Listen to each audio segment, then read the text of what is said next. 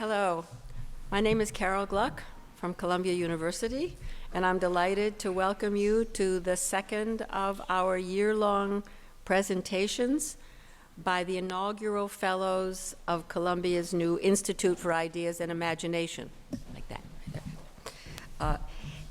There's a list of the upcoming speakers who will be speaking every few weeks for the rest of the year at the table by reception. Please pick it up if you like, and if you want to be on the mailing list for Reed Hall, by all means sign up. There's also some notices out there of some other upcoming events by our fellows, so please do take a look.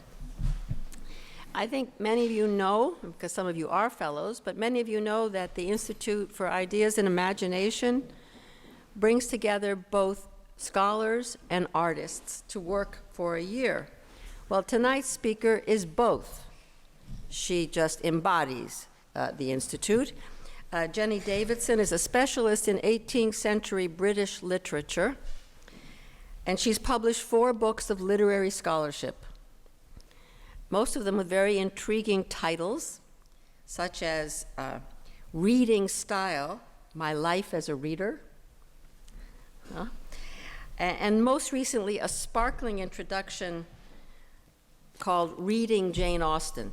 It's really wonderful. You won't be able to put it down. If you'd like to purchase one, there are a few copies out on the table from the Abbey Bookstore, and Jenny Davidson will sign them, which is a wonderful opportunity. But Jenny's also published 4 novels, so 4 scholarly studies and 4 works of fiction. Most recently, The Magic Circle, which is set actually at Columbia University, and I couldn't put it down. And like everything Jenny writes, it's both beguiling and also extremely wise. It's a very smart book, as are her others. So this year at the Institute, she will complete her scholarly book, which is the same title as the talk that you're going to hear tonight. And she will also use the spacious stretch of time to work on what she calls her secret project, her next novel. So we have both a scholar and a writer. Not only that, Jenny is also a triathlete, yes, and a power lifter, whom you might run into jogging in the morning in Luxembourg Gardens, while she is also polishing her French. So here is Jenny Davidson. You're in for a treat.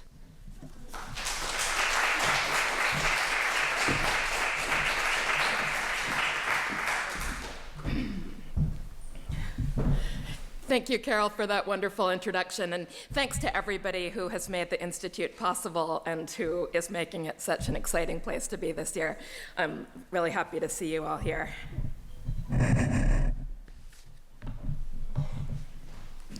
What I'm going to do is read 2 short excerpts from the book. One, they're both from early on in the book. One I'll open with, one I'll conclude with, and then in the middle I'll move into a slightly less formal mode where I won't be reading passages of prose, but I'll just be sharing with you some snippets of Edward Gibbon's language that really is the thing that drew me so strongly to the history of the decline and fall of the Roman Empire in the first place. I didn't want you to walk out of here without having experienced a little bit of unmediated Gibbon.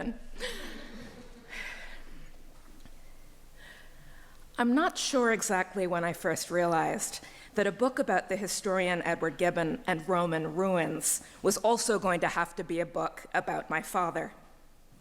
It's one of the great inventions of the Enlightenment, the idea that to understand the past, we should go and look closely at its broken remnants. And Gibbon is one of the earliest and best-known exponents of this school of history writing.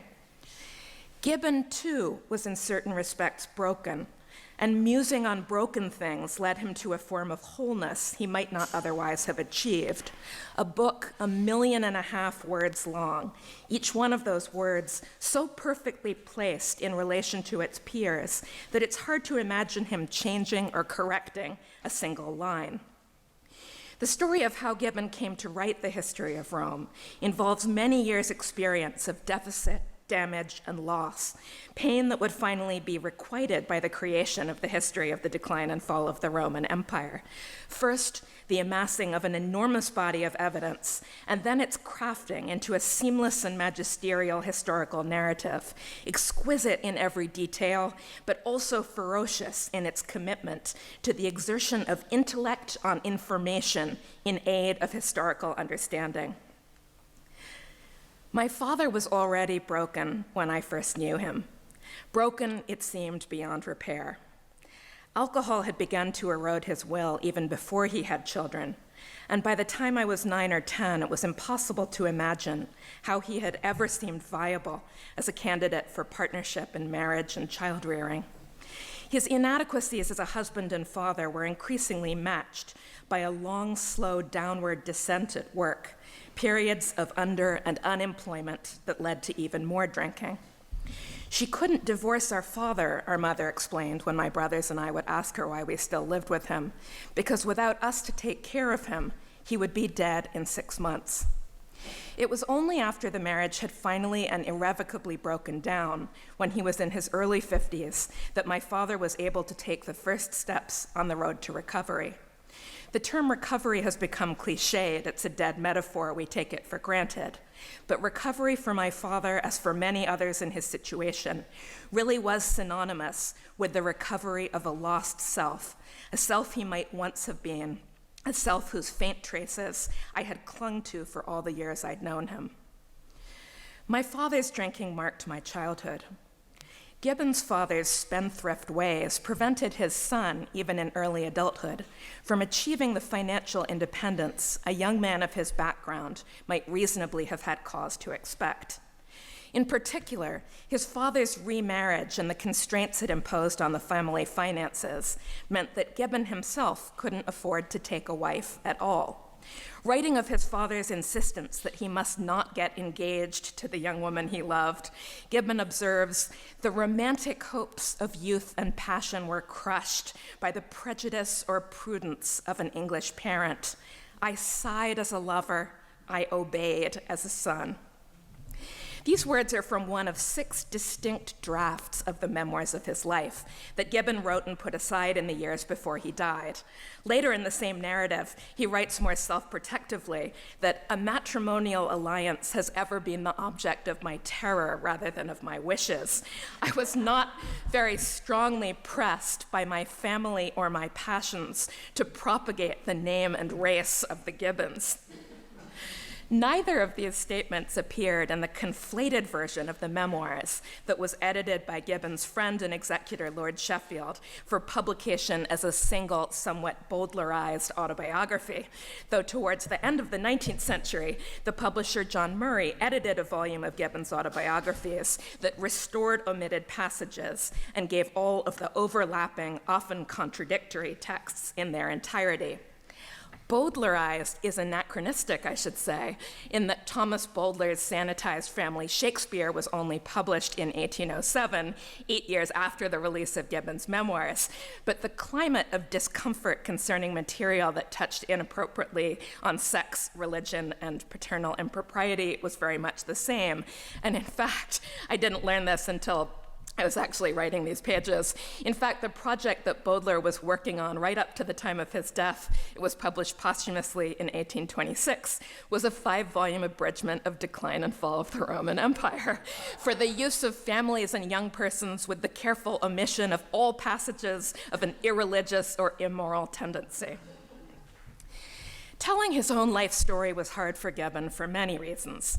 One of the main ones was that he couldn't write openly about his father's bad choices and their impact on the shape of his own life.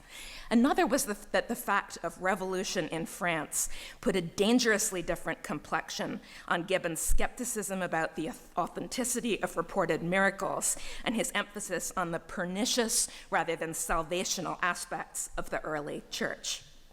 The chaotic fact of those 6 frustrated, incomplete, contradictory accounts of his own life offers an extraordinary contrast to the memorial, monumental, grand, sealed-off perfection of the 6 volumes of the history, and the coincidence of it being 6 volumes of the one and 6 versions of the other brings home the full shock of the difference.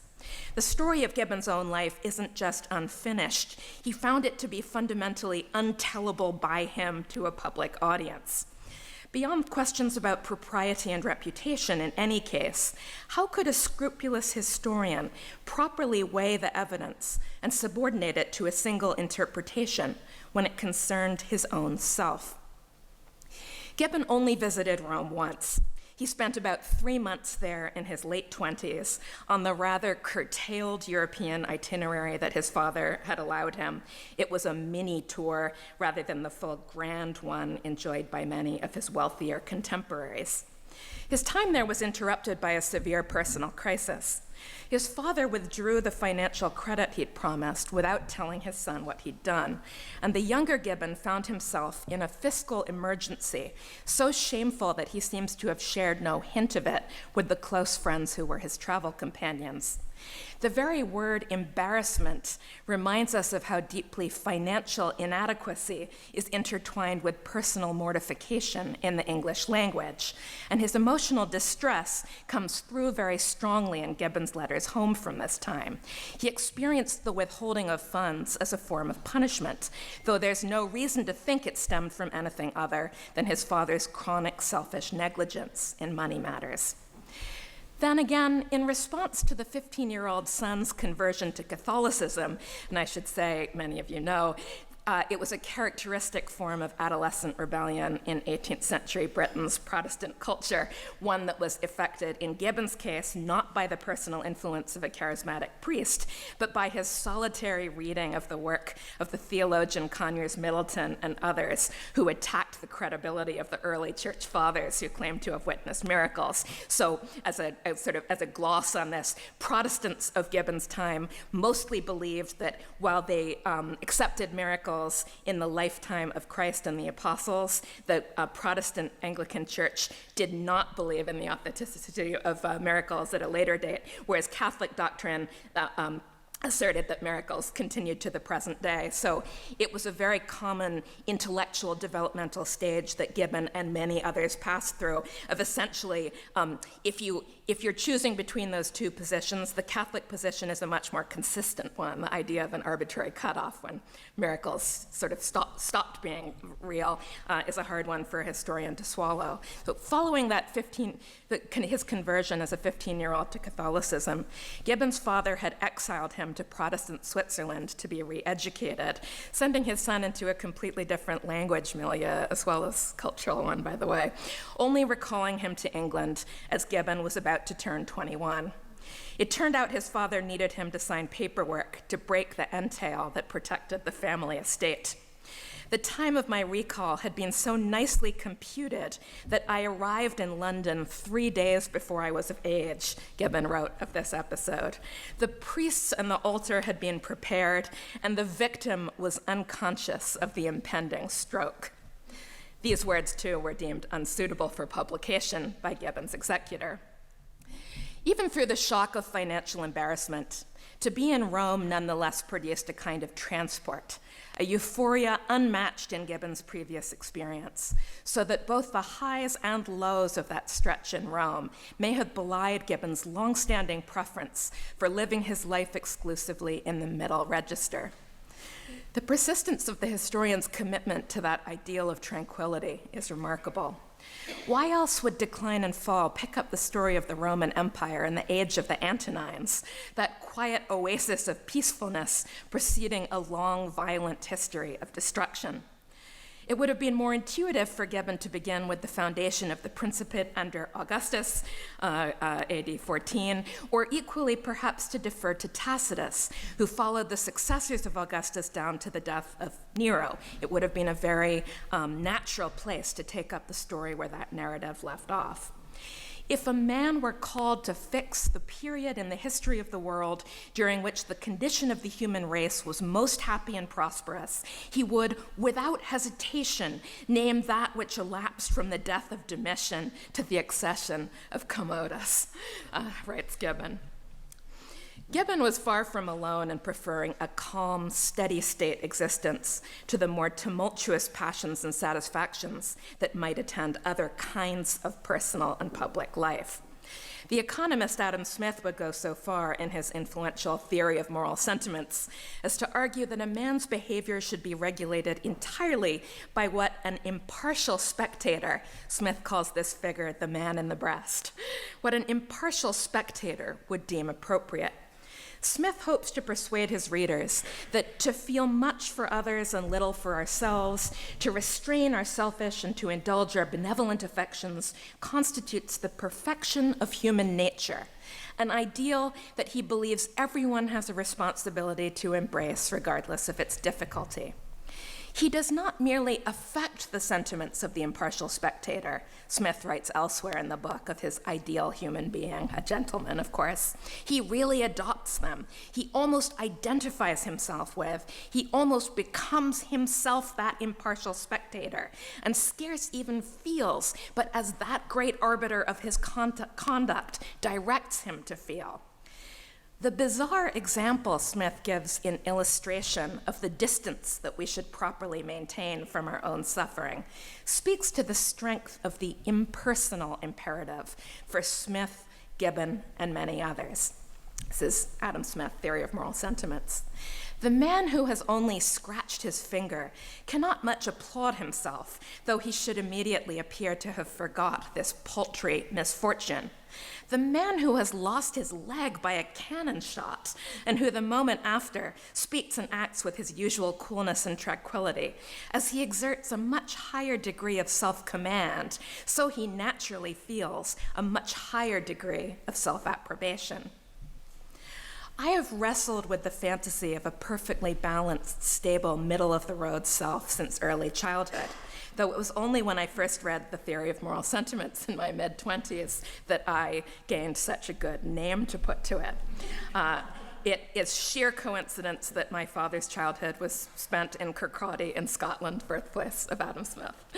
It is a fantasy you can have in any period of time, of course, but it matched up perfectly with the intellectual and cultural formations of the Scottish Enlightenment, a movement to which Gibbon considered himself an honorary English adjunct. Its strong hold on my own imagination derives from a quite different set of circumstances. The experience of being the child of an alcoholic father with the task of care and management and leveling out of untoward highs and lows, having been the child's domain from earliest memory. The perceived obligation to help regulate other people's negative emotions as well as one's own is the burden of the caretaker child, one that often falls harder on daughters than on sons. After some tumultuous years of failed attempts, my father did mostly stop drinking. Empty flasks of Smirnoff and imported beer bottles would still turn up in the detritus, which my brother and I twice had to excavate in the wake of hoarding disasters in 2 separate studio apartments. But I thought my brother was too hard on our father, not unfairly hard, but still too hard concerning the fact of the bottles. If you really can't throw anything away, which our father couldn't, if you are literally physically surrounded by every piece of paper and every coin and every bit of refuse that your life has generated, an archaeological carpet of stuff up past your ankles, that collection of 150 or so beer and vodka bottles tells the story of once a month binging rather than constant ongoing self-degradation. That's not to say that for the last 25 years of his life, I didn't indulge in catastrophic thinking every time my father didn't answer his phone. I was always and instantly sure that he must be lying dead in his apartment, dead or more likely and harder to admit, dead drunk. This fear was such a familiar companion that when my father really did die in his apartment alone, it came almost as a relief. I didn't react immediately to the fact that my father didn't pick up the phone for our habitual Friday evening call, but when he still wasn't picking up on Saturday afternoon, I became genuinely alarmed. I talked a police dispatcher in Philadelphia into sending a beat cop to perform a welfare check. It took many hours of pestering before the visit was actually made. And when the cop told me over the phone that nobody in the building had keys to open the apartment door, I said that they would have to break it open.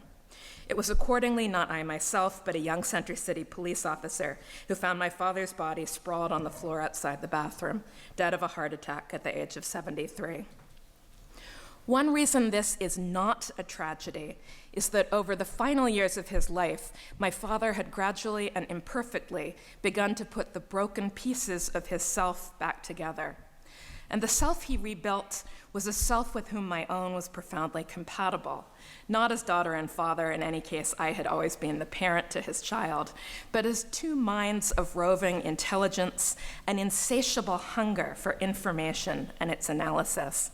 We were of the brotherhood of Gibbon, you might say, people of the internet and the research library, people of the book. We shared the Roman historian's belief that if you possess a fundamentally analytic mind and a powerful sense of curiosity, what may seem pedantic or passionless to others may be the best or perhaps sometimes the only route towards the rich sense of meaning and purpose that constitutes human happiness. These are stories of love and loss and recompense, things broken and things repaired. Gibbon and Rome, me and my father, Gerard Manley Hopkins with a twist. Glory be to God for broken things. So that's the preface to the book. And I will switch gears now into a lighter-hearted and more playful mode. What I've just shared with you will, I hope, be the opening pages of the book. I'm going to read you that other extract that also comes relatively early on in the manuscript. But I want to spend a little bit of time showing you a few bits of Decline and Fall as a shorthand mode of conveying to you what it is that I really find so extraordinarily appealing about Gibbon's writing. Decline and Fall is a book more often alluded to than actually read these days. I think it suffered the rise of post-structuralism and the emphasis on text and having a text in its entirety made people starting around 1970 or so become much, much less comfortable with the idea that it was legitimate and worthwhile just to read parts of a very long book, and I think that Gibbon has clearly really suffered under this regimen. So I was annoyed to read a science fiction novel a few years ago whose premise was that if you were newly struck with telepathy, the only way to protect yourself from the chaos of other people's thoughts was to read a very boring book, with Decline and Fall of the Roman Empire particularly recommended for this purpose. Now, obviously, in my opinion, Decline and Fall is not at all a boring book. It is alive in the ways that some of my favorite novels are, and it also has a scope, a range of modes that is well beyond what even the longest and most ambitious novels might tackle, which is to say, it covers 1,500 years of human history. It is interested in continents and geology, as well as in human creations. It's a narrative at the planetary scale, the scale almost of geological time rather than ordinary human time. The first passage that I've put up here is a place where I think you can hear Gibbon's voice and intelligence particularly clearly. I'll just read you this pair of sentences. And this isn't a general comment about history writing. He's talking about a couple decades in the middle of the 3rd century Common Era, where, as he says, the ruined empire seemed to approach the last and fatal moment of its dissolution. A false promise, obviously. The confusion of the times and the scarcity of authentic memorials oppose equal difficulties to the historian who attempts to preserve a clear and unbroken thread of narration. Surrounded with imperfect fragments, always concise, often obscure, and sometimes contradictory, he is reduced to collect, to compare, and to conjecture. And though he ought never to place his conjectures in the rank of facts, yet the knowledge of human nature and of the sure operation of its fierce and unrestrained passions might, on some occasions, supply the want of historical materials. The stylistic sharpness there will have struck you. The word concise is used by Gibbon a little bit differently than we would use it. Here, it's a more, we use it as a term of praise. Here, it's used to really say it's something that is cut off too soon, fragmentary. Always concise, often obscure, sometimes contradictory.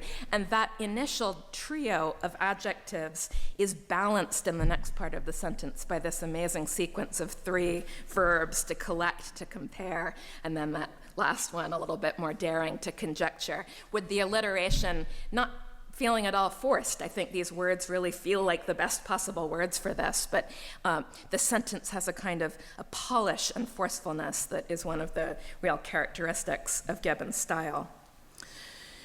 When we think about the kind of history writing that Gibbon was doing, we can think about 2 different modes of history feeding together. There's an antiquarian mode, things like the many volumes of the French, the history of the Academy of Inscriptions, scholars doing innovative but very detail-oriented work with things like coins and ancient metals and fragments of stone and so forth. These are the early decades of archaeology emerging as a discipline. So the antiquarian strand is one thing that feeds into Gibbon's history writing. The other is the writing of the philosophe, the real intellectually driven history and cultural criticism, really, as written by people like Voltaire and Montesquieu. Gibbon had precursors. He had historians he admired. They were almost all Scottish: Hume, William Robertson, Adam Ferguson, and others. One of my favorite things about the new methodologies that historians in this period were developing is the way that this mode of thinking is very hungry to feed in all different possible kinds of input into the mental computing machine. So here's what Gibbon says in his memoirs. Here's what Gibbon says in his memoirs about his own cast of thought. I could extract and digest the nutritive particles of every species of literary food. A novel has often suggested a train of moral or metaphysical thinking, and it may not be impertinent to recollect that Pascal and Giannone first accustomed me to the use of irony and criticism on subjects of ecclesiastical gravity. I want to give you a sense, though, of what that actually means in terms of the sorts of source that he's using. So let me move on. Here is a small example. This page really isn't going to be legible. I'll just have to read it in a way that will bring it to life. It really shows the way that Gibbon thinks across disciplinary and chronological boundaries. He's really one of the 18th century's great readers, as the catalog of his personal library shows us. So in chapter 37 of the history, Gibbon is providing an extended account of the spread of monasticism in 4th century Europe. He is not he's a gentleman of the Enlightenment who likes his wine and his stuffed armchair and so forth. He's not attracted to extreme forms of stoicism or monasticism. He's not temperamentally an admirer of this extreme mode of discipline, especially because once it is institutionalized in the early church, he says, a blind submission to the commands of the abbot, however absurd or even criminal they might seem, becomes the ruling principle, the first virtue of the Egyptian monks. It's passages like these that elicited so much admiration from next generation readers like Byron and Shelley and dismayed Gibbon's more religious-minded contemporaries. So these are the 2 sentences. I don't think you'll be able to read them up here. And then I'm going to go through a couple of the footnotes and show you the ways that Gibbon enriches the single main thread of his narrative by bringing in quite unexpected and imaginative sources. The freedom of the mind, the source of every generous and rational sentiment, was destroyed by the habits of credulity and submission, and the monk, contracting the vices of a slave, devoutly followed the faith and passions of his ecclesiastical tyrant. The peace of the Eastern Church was invaded by a swarm of fanatics incapable of fear or reason or humanity, and the imperial troops acknowledged without shame that they were much less apprehensive of an encounter with the fiercest barbarians. No, I don't have that one there. It's not a compliment then, but rather an indictment when Gibbon starts to actually to catalog the extreme rigors of monastic abstinence as it concerns diet. This is the illegible ones from the previous page. He says, the disciples of Anthony and Pachomius were satisfied with their daily pittance of 12 ounces of bread, or rather biscuit, which they divided into 2 frugal repasts, of the afternoon and of the evening.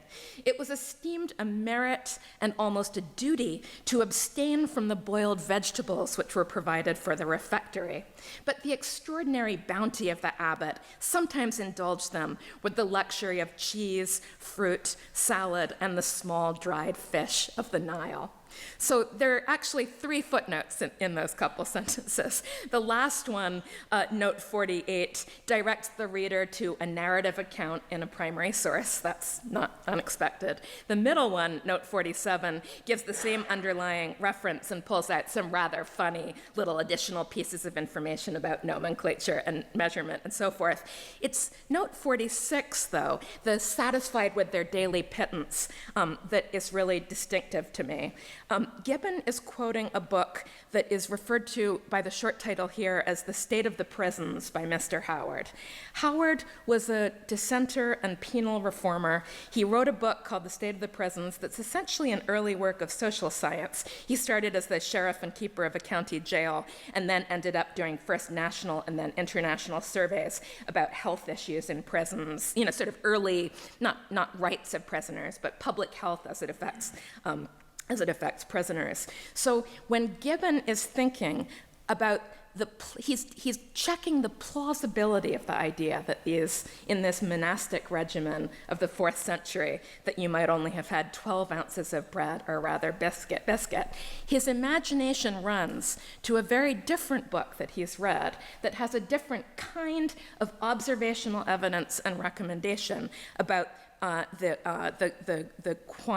rations that would need to be given to people in a different kind of institutional life. And that's a very characteristic imaginative leap that we see Gibbon making. It's very much what he describes in himself. This is one of the better known sentences from the memoirs. If you know a little bit about Gibbon, you might have seen it quoted. He had a rather unhappy time when, again, at his father's direction, he was living at home and he was a captain in the Grenadiers, years of the 7-Year War. A lot of drinking, a lot of socializing, not a lot of reading and writing, not a super happy period in Gibbon's life. However, he gives us this amazing sentence about that time. A familiar view of the discipline and evolutions of a modern battalion gave me a clearer notion of the phalanx and the legion. And the captain of the Hampshire Grenadiers, the reader may smile, the smallness of that, the silliness and smallness of that designation, has not been useless to the historian of the decline and fall of the Roman Empire. There's one other aspect of Gibbon's style that I want to show you a little bit more of, and then I'll return and read you my last excerpt. And this has to do with Gibbon's footnotes. Gibbon was famous for what he did with the form of the footnote. It was one of the reasons I was first drawn to this topic. And I've really just picked 3 of my favorites, and I'm going to share them with you here. So he is talking here about the emperors Gordianus. It's a father and a son. So he's moved to talking about the son. And he writes of the second emperor Gordianus. His manners were less pure, but his character was equally amiable with that of his father. 22 acknowledged concubines and a library of 62,000 volumes attested the variety of his inclinations. And from the productions which he left behind him, it appears that the former as well as the latter were designed for use rather than for ostentation. So a different writer might have just left that there. I suppose you could say Gibbon is a bit of an over-explainer. He's not going to let this one go. The note says, by each of his concubines, the younger Gordian left 3 or 4 children. His literary productions, though less numerous, were by no means contemptible. You can hear as I read it the way, too, that there's something, in spite of the formal polish and perfection of the language, there's something that throws you off a little bit. We're not being taken to a resounding place that sort of stays closed. There's something a little bit unsettling that happens as we move back and forth between the voice of the main text and the footnotes. Here is, oops, I think I skipped over. Oh yeah, I've got these two the wrong way around. It was with the utmost difficulty that ancient Rome could support the institution of 6 Vestals, but the primitive church was filled with a great number of persons of either sex who had devoted themselves to the profession of perpetual chastity. A few of these, among whom we may reckon the learned Origen, judged it the most prudent to disarm the tempter. Origen, as some of you, probably not most of you know, was notoriously supposed to have castrated himself in order to prevent himself from experiencing the temptations of the flesh.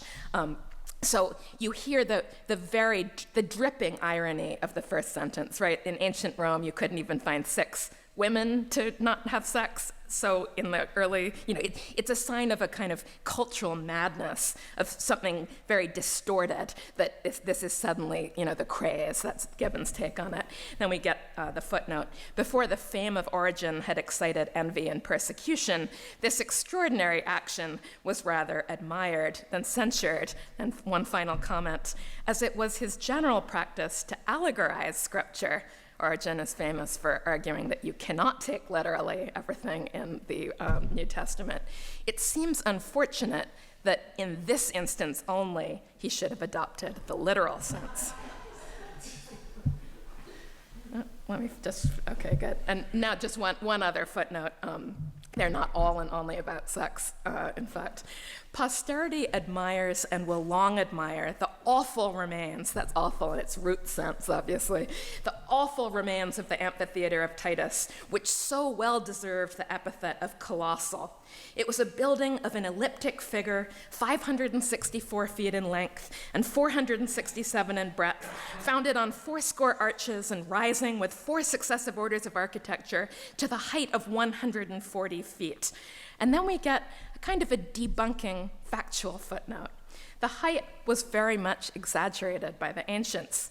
It reached almost to the heavens, according to Calpurnius. Gibbon is not a fan of metaphorical language used literally, and surpassed the ken of human sight, according to Ammianus Marcellinus.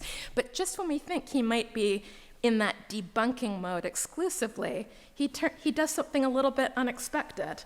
Yet how trifling to the Great Pyramid of Egypt, which rises 500 feet perpendicular, so that sense of wonder and of the extraordinary opens back up, even as he's in that mode of shutting things down. All right. Now that was the end of our stylistic interlude, and I'll now just read you. It's essentially the next pages of the book. It takes up the opening of the body of the book. He has drawn the map as if it were itself made out of stone fragments, I remember thinking when I first saw Piranesi's plan of Rome. The effect is so strange, it's almost science fictional. Chunks of stone balancing on the surface of a basin of fluid, maybe, that's slowly forcing them to agglomerate. That sense of crowding, of broken pieces jostling against each other, comes through especially strongly by way of the vivid three-dimensional shading. As Heather Hyde Minor writes, the map acts as a lodestone, attracting the shards to it.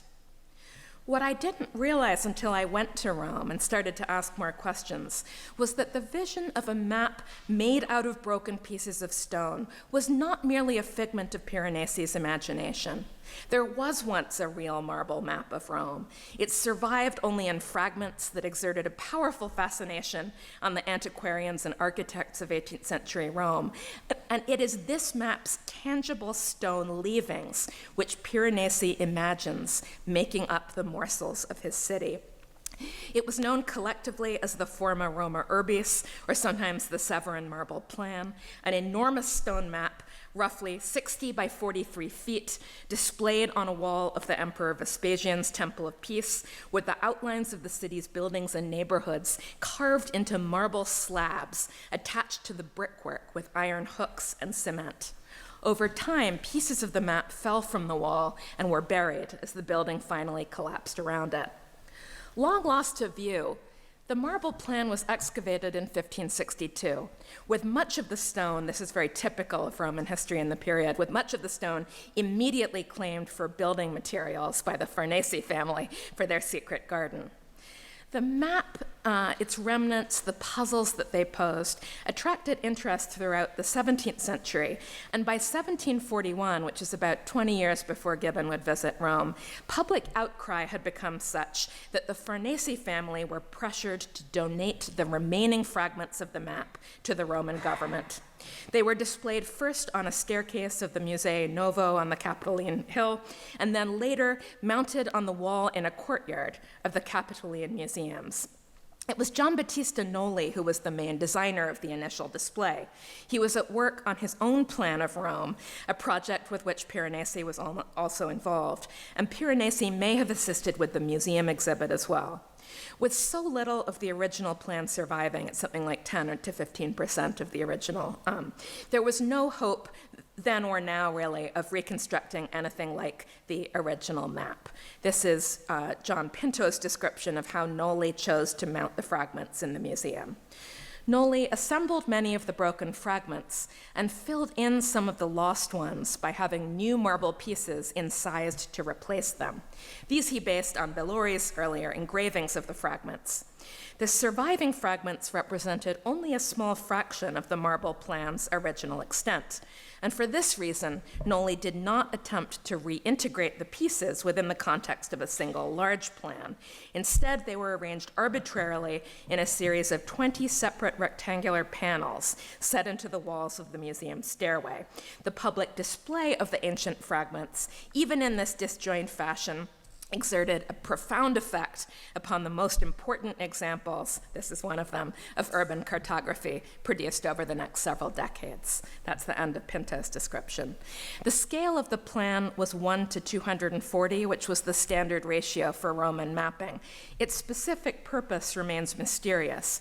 It was for a long time supposed to be a cadastral map, a map that recorded land ownership for the purpose of taxation and other kinds of official assessment. But recent scholarly interpretation suggests that it's more likely to have always been a decorative feature, a ceremonial feature, rather than an official one. By the time 18th century museum visitors viewed its remnants, though, the fact of the map's fragmentation essentially had become a feature rather than a bug.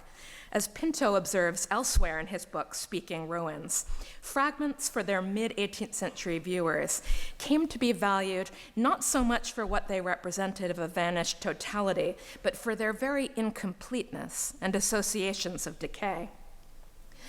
I went to Rome for the first time in February 2017. I'd read most of the history of the decline and fall of the Roman Empire as a graduate student in the 1990s and had always intended to write something about Gibbon's exquisite style and brilliant use of evidence. My interest in Gibbon was reignited as a serendipitous consequence of some research I'd done the year before on the literary history of the footnote in the long 18th century. And during a term at Balliol College, Oxford, in fall of 2016, I made my way once more through the whole history from start to finish. At the rate of roughly a chapter a day. The book is divided into 71 chapters. Gibbon published it in 6 volumes over a period of almost 20 years. The first volume appeared in 1776, the same year as Adam Smith's Wealth of Nations, a book with which it obviously has a certain amount in common. Volumes 2 and 3 were published in 1781, volumes 4 through 6 in 1788, just before the Revolutionary years. My own copy of Decline and Fall, the 3 volumes of David Womersley's magnificent edition, its pages bristling with post-its, had traveled back and forth multiple times between New York and Grand Cayman, where my partner lives, New York and Heathrow, New York and Rome, New York and Paris, where I now write these pages as one of the first group of fellows at Columbia's Institute for Ideas and Imagination. Immediately following my arrival in Rome, conditions were non-optimal for either work or tourism.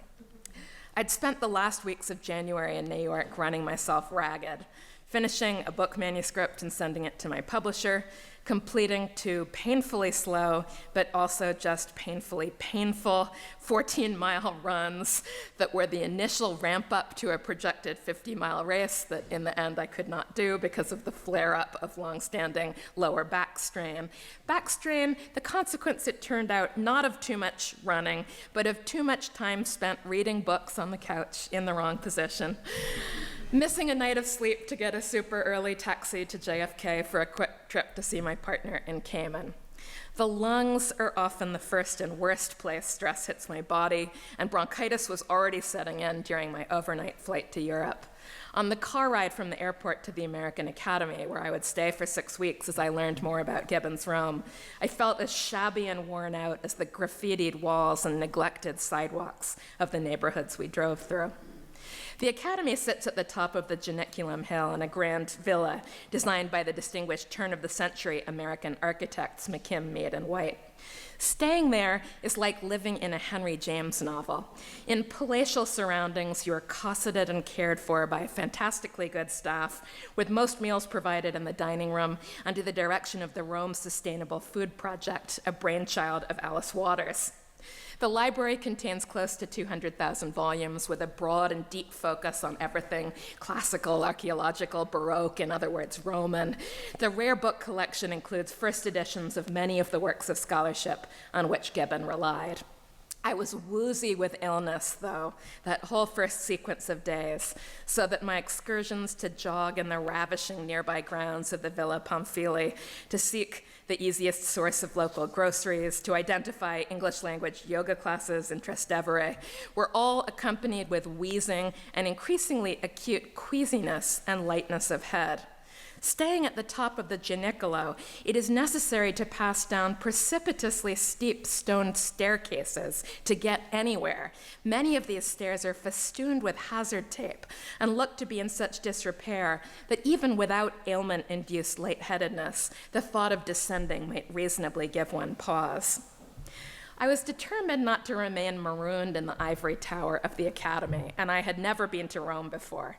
There would be no point turning up my nose at ordinary tourist fodder. I signed on for a tour of the Colosseum and the Forum, led by a guide who turned out to be absolutely insufferable, a would-be humorist whose obtrusive monologue compounded the horror already induced in me by the roiling sea of selfie sticks outside the Colosseum. To see these iconic ruins for the first time is nonetheless extraordinary.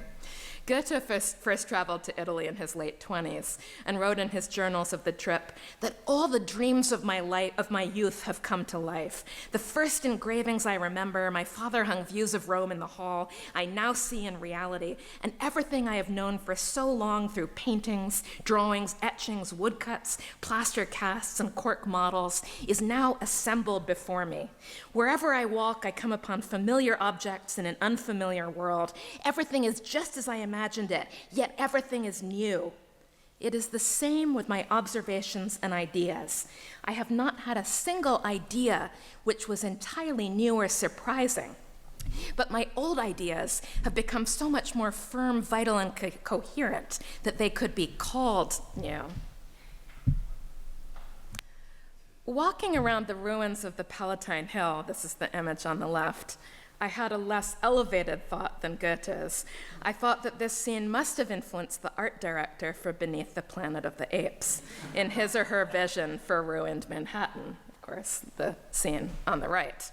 I've just got some quick ones to show you here. Everything you see in the heart of the old city is iconic. In a sequel train of thought, I became sure that it was the Colossus of Constantine, now in the Capitoline museums, that gave us that scene of Charlton Heston kneeling before the protruding top segment of Lady Liberty at the end of the first Planet of the Apes movie, and really a famous 18th century image underlying surely those things. Very famous image of Fuseli, the artist's despair before the grandeur of ancient ruins, the sort of surreal contrast between the scale of the colossal sculpture and the small size of the ordinary human artist. There's a surreal aspect to wandering around actual physical sites with which you're so familiar in the form of reproductions. And the only other time I'd experienced anything quite like it had involved standing in Red Square in front of the colorful turrets of St. Basil's. So much larger and more vivid and stranger in real life than when you see it as the backdrop behind a television newscaster. When we talk about ruin porn these days, we're more likely to be thinking about urban explorers documenting the decay of massive 20th century infrastructure. I'll misapply a phrase from Paul Virilio, bunker archaeology. It's equally tempting, though, to use the phrase ruin porn to think about the work of the writers and artists who visited 18th century Rome. When we look at a ruined building, we're seeing the effects of time consolidated in a single scene. Ruin is hastened not only by weather and warfare, but by other kinds of destructive human agency, not least very often the desire to reclaim building materials and reuse them for fresher purposes.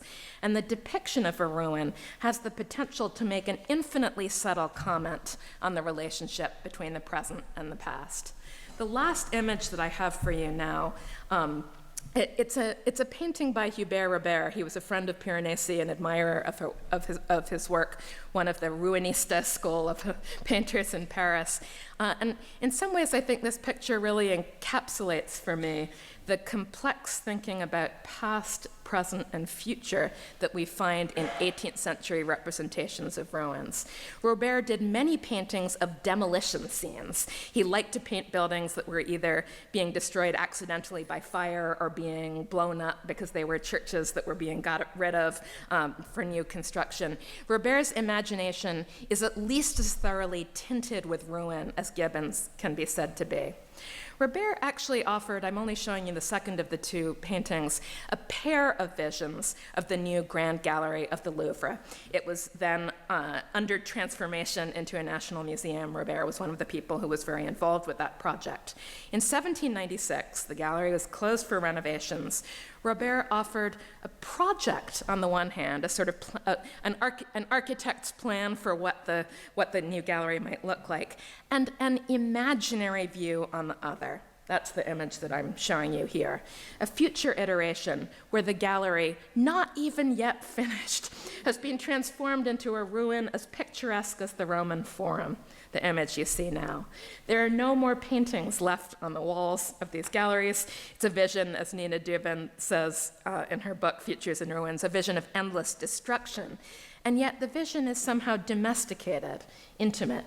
You can't really see, the image isn't big enough, but there's a small group of women cooking something in a cauldron on a fire near the back, and we have the figure of the artist sketching the miraculously intact figure of the Apollo Belvedere. So there's a thread of continuity in the face of destruction.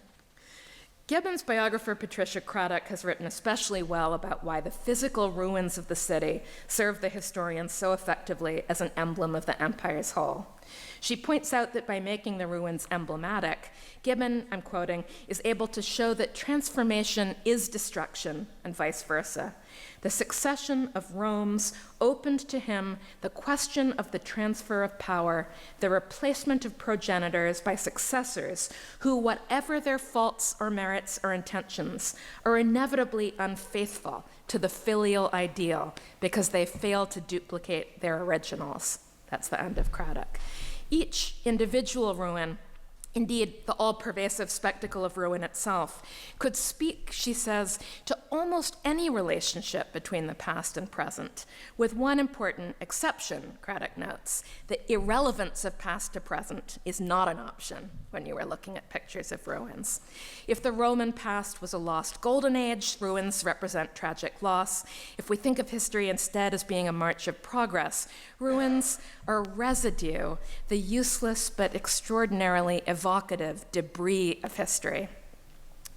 The city of Rome is the image to which Freud turns in the opening pages of Civilization and its Discontents, in illustration of his theory of the human mind. Since the time when we recognized the error of supposing that ordinary forgetting signified destruction or annihilation of the memory trace, Freud writes, we have been inclined to the opposite view, that nothing once formed in the mind could ever perish, that everything survives in some way or other, and is capable under certain conditions of being brought to light again, as for instance when regression extends back far enough. He develops the analogy, first in terms of archaeological layers, and then turns it on its head.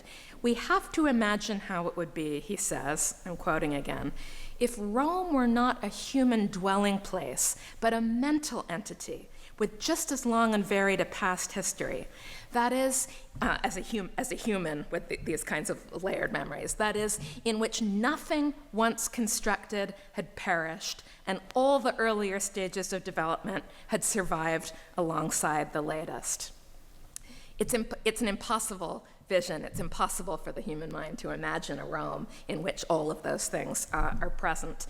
But it's a thought experiment that speaks very profoundly, I think, to human attachments to the past, the jostling or crowding of memories and structures and information that has perhaps something of the texture of Piranesi's marble plan, grotesque, swarming.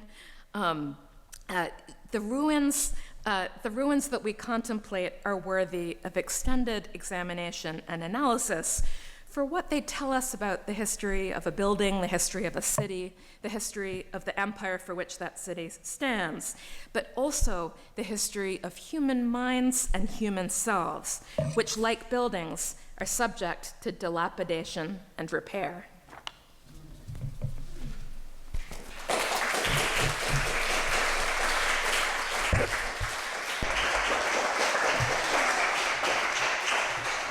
Now, I will be very happy to take questions, and I should say first, I think that this is being recorded, and both for that purpose and for the utility and hearing of audience members. Grant Rosenberg, my colleague at the back, has a microphone, and we just ask you to, if you have a question, get Grant to bring you the microphone, and if I'm not sure everyone's heard it, I'll try and repeat the gist of it too.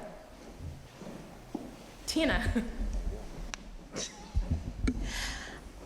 Wow. It was such a wonderful and wonderfully engaging presentation.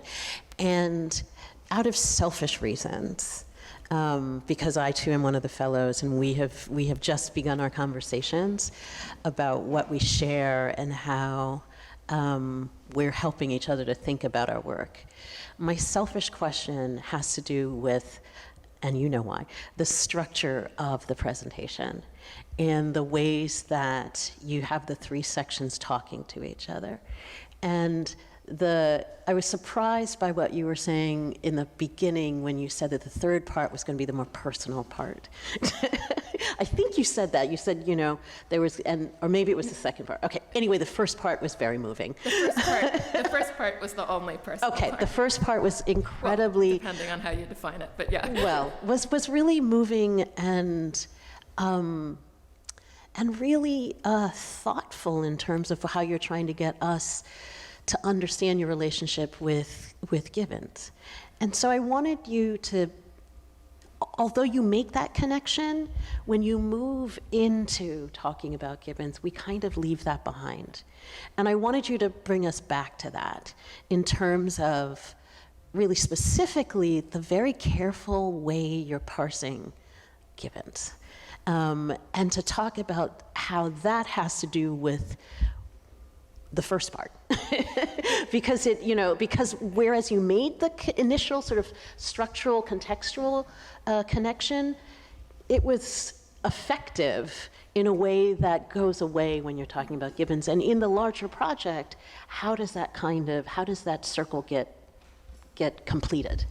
It's a great question, and it's a hard question to answer because I don't really yet have the answer to it. I think I said to some of you earlier in September, at this point I have a strong intuition that these two topics are one book, and I'm hoping to use, it's to like strong arm it by way of writing into really being one book. But it is certainly a possibility that I'm going to have a draft of this whole book.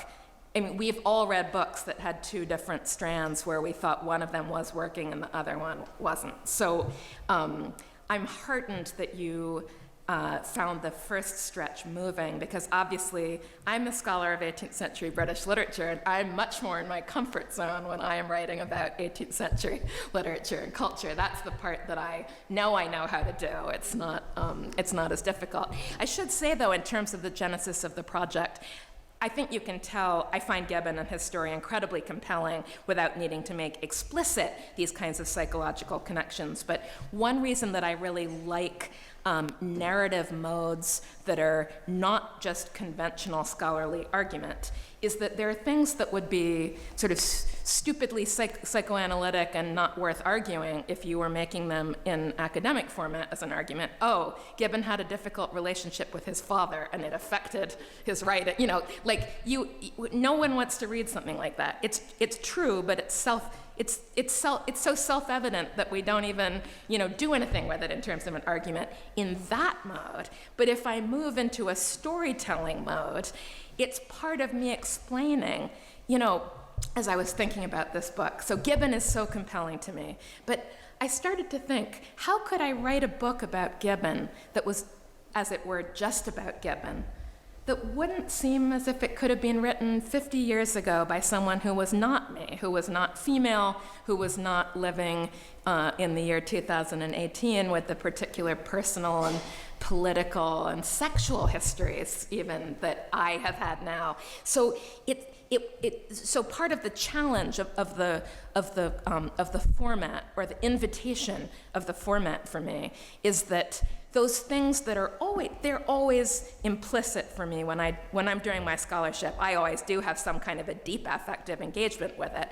but often when we write scholarly work, we let the reader imagine about that part. We don't actually make things explicit about our commitments and so forth. But I thought, if I really want to write a book about Gibbon, as opposed to just maybe writing a funny little essay or two, some bits and bobs, I need to put more of myself in it in order to really show why I think there's so much at stake here, why this really matters. And I can't really explain why I'm moved by Gibbon without bringing in more aspects of my own personal history. So I've actually got I was drafting pages like crazy in September, and I've got a lot of material that is the more personal part, and I guess it would have made me very nervous to think about, reading material that is. It's also the writing isn't as polished yet. It's not there yet. But I will look forward to trying to live up to what you experienced in the first pages of the book as I continue to think about the balance between the two different kinds of writing here. Deborah?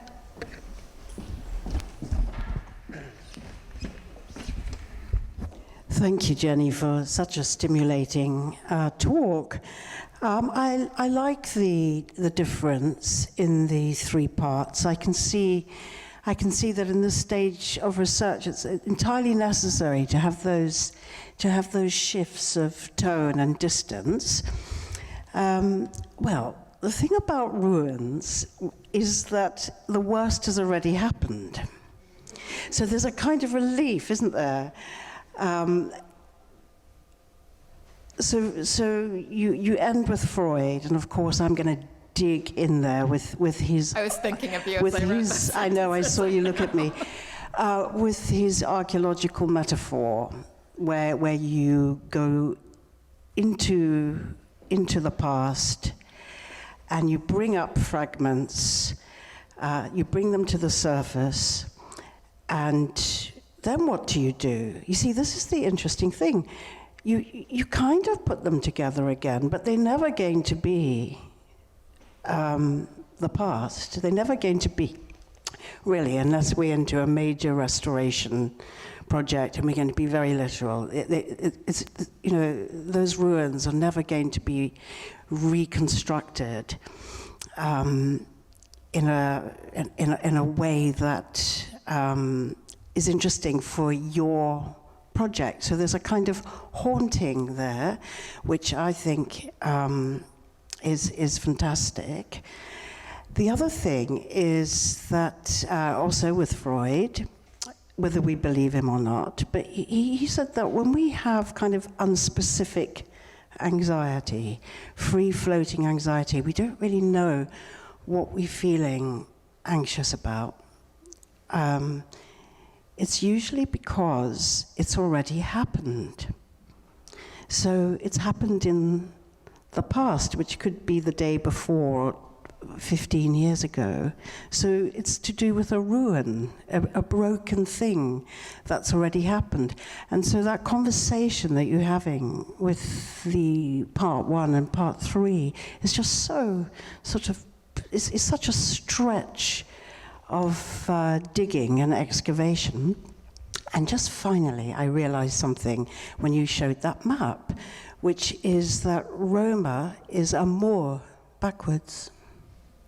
So there you go, there's some desire buried in those ruins.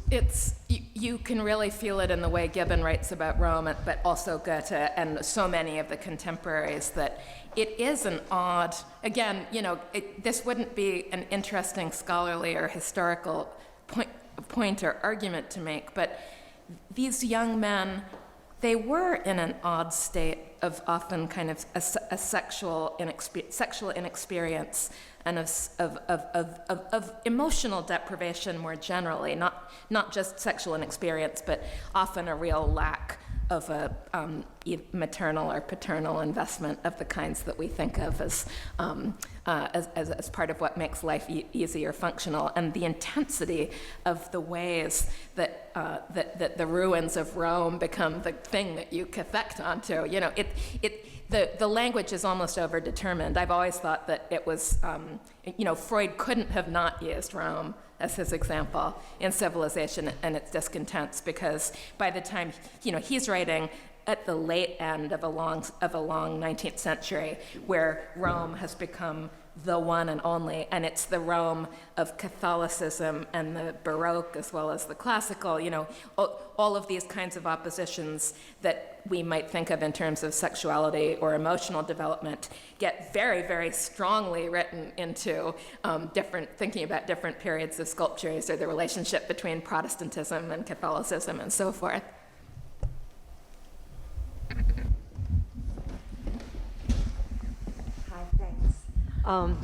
Great talk, Jenny. I mean, it was fabulous. It's a great start.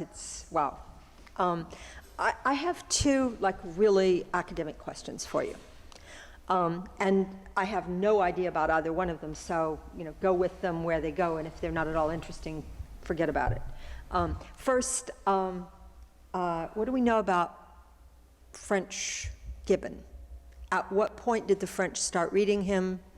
At what point did he get taken up? I'm interested in part because I've worked kind of off and on in the last year on a book nobody has read except I've read part of, called Le Voyage d'Anacharsis, which was even bigger than Gibbon, and was published in late 1788, and was the most popular novel for 50 years in France, and had 30,000 footnotes. So one assumes that Barthélemy, who only briefly went to Rome and never went to Greece, which is what he's writing about, knew at least the first, if not second or other volumes of Gibbon, and maybe was even trying to out-footnote him. But I know nothing. Who knows? My second question is actually much more much more point of information about something that you raised and you kind of didn't go back to, which is the presence of Smith, And as I'm sure you know, the French didn't much read Wealth of Nations. Condorcet had planned to translate it, had even announced translation and commentary roughly at the point where he became part of the Assemblée Nationale and quite important after at the beginning of the French Revolution. And his wife, Sophie de Grouchy, translated and wrote an extremely important and much underread commentary on the theory of sentiments, which became the way the French primarily knew Smith for 200 years until it was finally retranslated about 15 years ago. What about that impartial spectator that you began with regard to Gibbon? To what extent can we use the interesting new work, or even some of the work by people reading Grouchy's critiques, to think about where Gibbon is and isn't with regard to the impartiality or the spectatorship? Sorry, that was longer than Great and complicated questions. I should just say briefly, factually first, in the English-speaking world as well, the theory of moral sentiments was by far, far more influential than Wealth of Nations for several generations still following. I couldn't really say, but I feel like it's with the generation of readers like Harriet Martineau that the Wealth of Nations suddenly comes into focus as this extraordinary book. But Theory of Moral Sentiments goes through many, many editions. It's used as a teaching text. It's just got very, very wide cultural disbursement and actual readership in a way that Wealth of Nations doesn't. So I think that, I'm attracted to the peculiarities of Smith's language, but also to the fact that despite how funny to us the man in the breast is just an inherently comical phrase, all of these things, the idea that when you get your leg shot off by a cannon that you should be impassive and it's really just, it's extraordinarily bizarre. And the fact that it held such sway over the imaginations of generations of readers, we have more information about male readers of Adam Smith, I think, than of female readers, but I have been interested for a long time in the ways that the ethos that Smith describes, for him, it's masculine, but in a sense that's almost gender neutral. It's a relatively uninflected, impersonal masculinity. But it's actually women rather than men as you move from the 18th century into the 19th, who really are the ones who culturally and sociologically get asked to become these kind of, they have absolutely no negative emotions. Sort of the vision of a novel like Little Women, something like that, right? That 19th century ideal of women having a stronger obligation than men not to have any kind of very strong emotion, either positive or negative, and so forth. So I don't have any, Gibbon doesn't come out and say, Adam Smith is where I started thinking about this, or you know what I'm saying? Like we don't have that kind of a trace. But for a number of these writers, Gibbon has something in common with Hume, I think you would say. It's a how would I put it? It's a bachelor career that is committed to not suffering the kinds of highs and lows that come from marriage, from having children, from losing children, which is, the overwhelming fact, if you're a man in this period, of having a wife and children is of losing a wife and children. Gibbon's mother died when he was 7 or 8. There were 6 other siblings that all died in infancy. He makes a funny thing in his autobiography that other ones were also given the name Edward because they had so little confidence that he was going to survive. Right? It's a brutal milieu. In my Austen book, I write a little bit about this too. That I get very annoyed by the kind of popular vision that, it would have been so much better for Austen if she could have had a lovely Mr. Darcy. In fact, we see Austen in her last years of life watching one after another of her sisters-in-law die of pregnancy-related complications. It's a brutal, a personal life of the kind that involves sexual reproduction reproduction and family in this period is a very, very even more, it's not just emotionally painful, it's likely to lead to, really pretty grotesque costs, more than we would think of now. So there's something interesting and self-protective, I suppose, I've always thought about that ideal. And that's what I find Smith a useful way of laying out a cultural fantasy that I think also affected Gibbon. Kayama?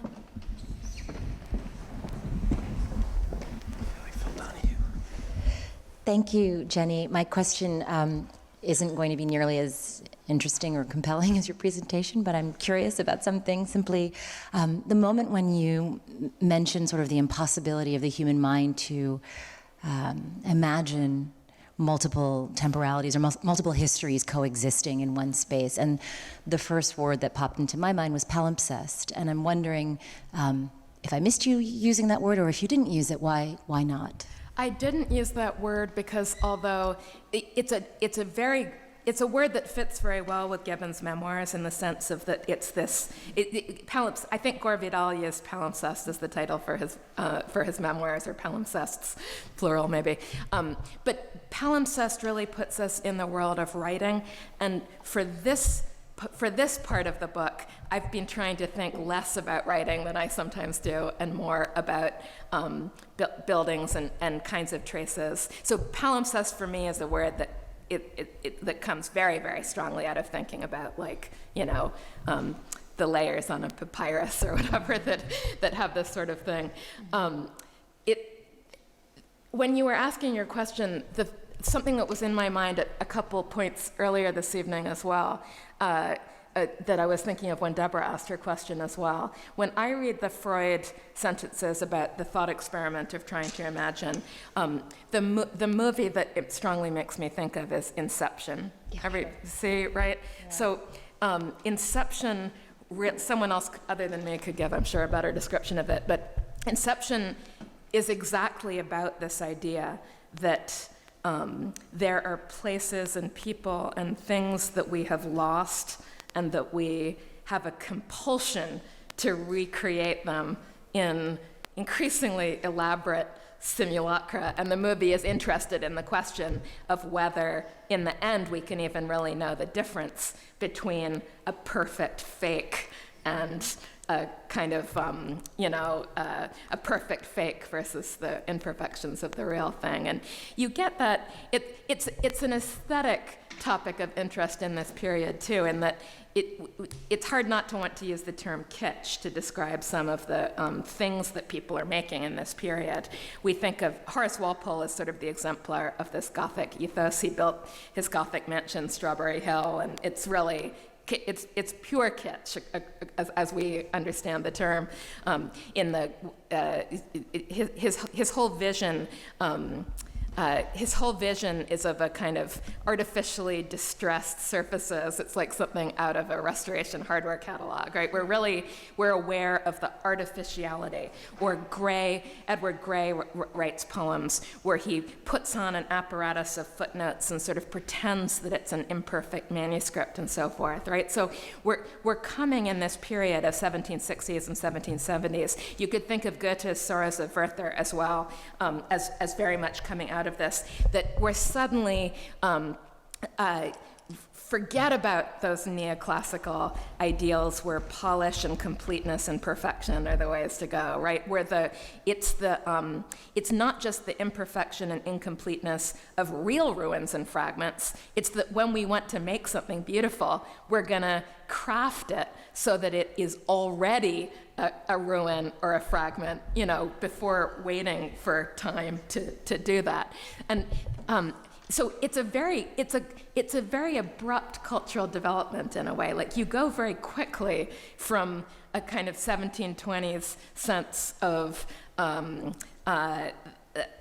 simpler, less kitschy admiration for the classical and for neoclassicism to a proto-romantic valorization of originality and of an obsession with things, like with an increasing conviction.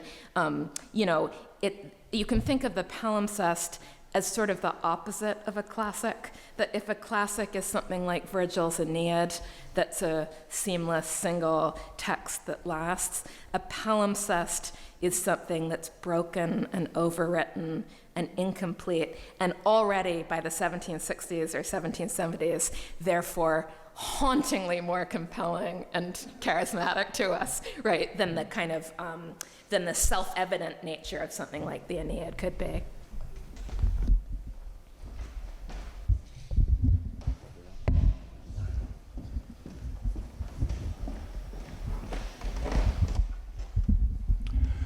Thank you very much. I think that Gibbon, at the time of the publication of the books, I mean, he was much criticized for treating Christianity with such derision.